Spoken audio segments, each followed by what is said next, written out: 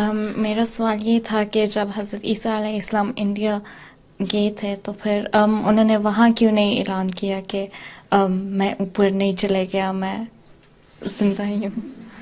सवाल ये है कि उन्होंने तो जब अपनी क्रॉस से उतारे थे, वहीं से देख के जब उनको डर गए थे उनके मानने वाले, तो उन्होंने वहीं कह दिया था डरो नहीं, मैं कोई वो नहीं हूँ, मैं वही ईसाई हूँ, मैं क्रॉस से ज़िंदा बच गया हूँ।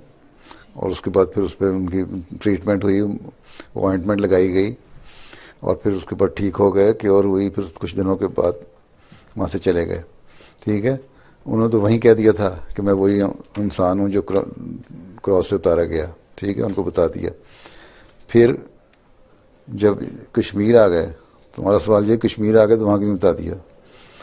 वहाँ तो पता ही नहीं था, उनको क्या पता था क्रॉस पे चढ़ाए के आए थे कि नहीं। उसको यहाँ उस वक्त टेलीविज़न और इंटरनेट और व्हाट्सएप तो नहीं था ना कि फ़ौरन दे दिया मैसेज कि ईसा अलैहिस्सलाम को क्रॉस से उतार दिया है और आसमान पे नहीं चढ़े या चढ़ गए हैं, किसी ने नहीं ना कहा। तो जिनको ज़रूरत ही नहीं थी कहने की, जो सवाल उठा ही नहीं था, वो सवाल तो बाद में उठा। सवाल तो कई 100 साल बाद जब ईसाईयत ख़राब होने शुरू हो गई तो उस वक़्त सवाल ये उठे ना कि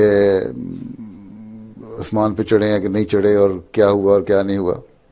ये सारी ईसाईयत बिगाड़ी हुई तो पॉलूस की है ना, जो पॉल जिसे कहते हैं, तो उसने बिगाड़ी। उनको कश्मीरियों की क्या ज़रूरत थी बताने की उस वक्त? हैं, उस वक्त सवाल उठा ही नहीं था, जिस सवाल का उठा ही नहीं तो क्यों बताया जाए? हैं, ठीक है। जी ठीक है।